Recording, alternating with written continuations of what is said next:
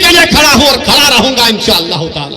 مگر لاکھوں سلام وہ غازہ کے بہادروں پر جو آج بھی لڑ رہے ہیں، کل بھی لڑیں گے. وہ شیطان نتنیاہو ظالم ہے، وار کرمنل ہے، وہ جو ڈھکیل رہا ہے فلسطینیوں کو، ڈھکیل رہا ہے کہ گھروں کو برباد. 6000 بم گرائے گئے. جو کچھ غازہ میں ہو رہا ہے، جو کچھ غازہ میں ہو رہا ہے میرے عزیز دوستوں اور بزرگوں، اپنے سینوں پر ہاتھ رکھ کر سوچو.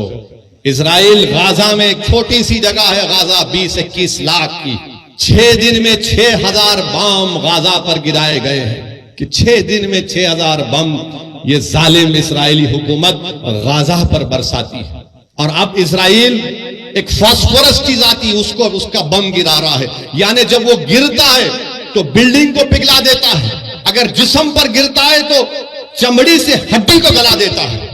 یہ ظلم غازہ کے لوگوں پر کیا جا رہا ہے کہ اگر غازہ کا نام آئے، فلسطین کا نام آئے، مسجد اقصی کا نام آئے، بیت المقدس کا نام آئے اور تمہارے اور ہمارے دلوں میں حرارت ایمانی پیدا نہیں ہوئے تو پھر تم انسان کہلانے کے لائق نہیں ہو. اگر ہم ان کی مدد نہیں کر سکتے، ہم دور ہیں، مگر جذبات سے کر سکتے ہیں اور کرنا چاہیے. اگر جذبات بھی نہیں ہے تو مسلم شریف کی حدیث ہے کہ آقا نے فرمایا کہ تم منافق ہو. اللہ کے رسول صلی اللہ علیہ وسلم نے فرمایا کہ تم منافق ہو. وہ انبیاؤں کی بعثت کی سرزمین ہے. حضرت داؤد علیہ السلام، سلیمان اور عیسیٰ علیہ السلام کی بعثت کی سرزمین ہے. حضرت ابراہیم علیہ السلام کی خبر، حضرت موسیٰ علیہ السلام کی خبر وہاں پر ہے. میرے عزیز دوستو اور بزرگوں، کعبۃ اللہ کو طوفان نوح کے بعد اللہ کے حکم پر حضرت ابراہیم علیہ السلام نے کعبۃ اللہ کو بنایا اور 40 سال کے بعد اللہ کے حکم کے بعد مسجد اقصی کو حضرت سلیمان علیہ السلام نے بنایا.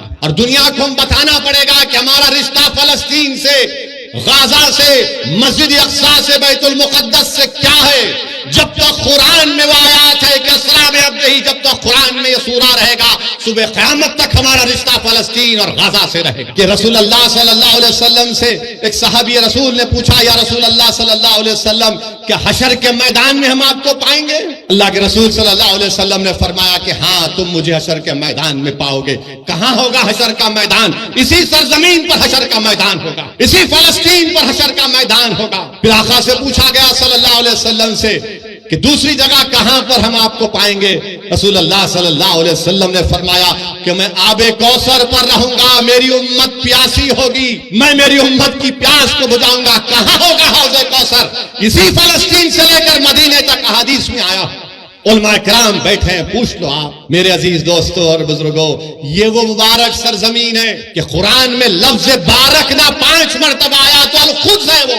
چاہے سورہ اسرا ہو، سورہ جتنے بھی 4-5 سوروں میں ذکر آیا، 5 جگہ پر لفظ بارکنا کا مطلب خود. اللہ کے رسول صلی اللہ علیہ وسلم نے فرمایا کہ بڑی خوب جگہ ہے یہ، بڑی خوب جگہ ہے. تو صحابہ نے پوچھا رسول اللہ علیہ وسلم کیوں؟ تو رسول اللہ صلی اللہ علیہ وسلم فرمایا کہ یہاں پر فرشتے اپنے پر بچھا کر بیٹھتے ہیں، یہاں پر فرشتے اپنے پر بچھا کر بیٹھتے ہیں. رسول اللہ صلی اللہ علیہ وسلم نے فرمایا کہ میزان لگے گا، یہ حساب کتاب کی جگہ ہے. امام احمد نے یہ حدیث شریف لکھی کہ اللہ کے رسول صلی اللہ علیہ وسلم نے فرمایا کہ میری امت میں گروہ رہے گا جو صبح قیامت تک حق کی طرفداری کرے گا، جو صبح قیامت تک حق کی طرفداری کرے گا، باطل طاقتوں سے مقابلہ کرتا رہے گا.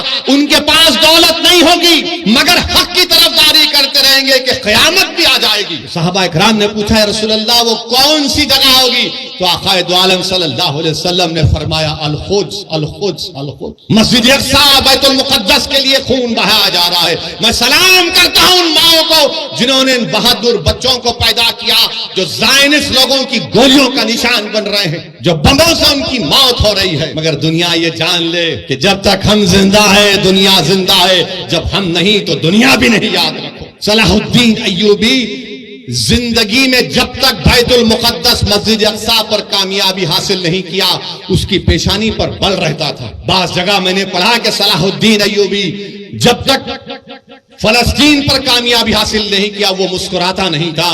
لوگ اس سے بولتے تھے صلاح الدین تم مسکراتے کیوں نہیں ہو، تمہاری پیشانی پر بل کیوں نہیں آتا؟ تو صلاح الدین کہتا تھا کہ قبل اول ہمارا رہا ہے. 17 سال رسول اللہ صلی اللہ علیہ وسلم نے قبلہ بنایا، وہ جگہ جہاں پر آقا دو عالم صلی اللہ علیہ وسلم زمین سے آسمانوں پر اللہ کا جا کر دیدار کرے، اس جگہ پر جب تک ہم کامیابی حاصل نہیں کر دے، صلاح الدین کیسے مسکرائے گا؟ صلاح الدین کے پیشانی سے بل کیسے جائے گا جب قبلہ اول میرے ساتھ نہیں؟ ابھی ہمارے ملک کے چیف منسٹر نے کہہ دیا، کیا کہا انہوں نے کہ اگر کوئی فلسطین کا نام لے گا تو اس کو بک کر دو۔ سنو مکھیہ منتری، میں فلسطین کا جھنڈا ترنگے کے ساتھ لگا کے آیا، میں فلسطین کے لیے کھڑا ہوں اور کھڑا رہوں گا انشاءاللہ تعالی۔ فلسطین صرف مسلمانوں کا عربوں کا مسئلہ نہیں، فلسطین انسانیت کا مسئلہ ہے۔ اور ہم اس بابا مکھیہ منتری سے کہنا چاہیں گے، اگر آپ کو کیس بک کرنا ہے تو وزارت خارجہ MEA پر کیس بک کرنا پڑے گا، اگر کئی UP میں مودی جی آگے تو ان پر بھی کیس بک کرنا پڑے گا آپ کو۔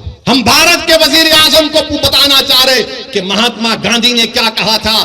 گاندھی نے کہا تھا کہ یہ فلسطین عربوں کا ہے، جس طرح انگریزوں کے لیے برطانیہ ہے، فرینچ کے لیے فرانس ہے، یہ عربوں کی زمین ہے۔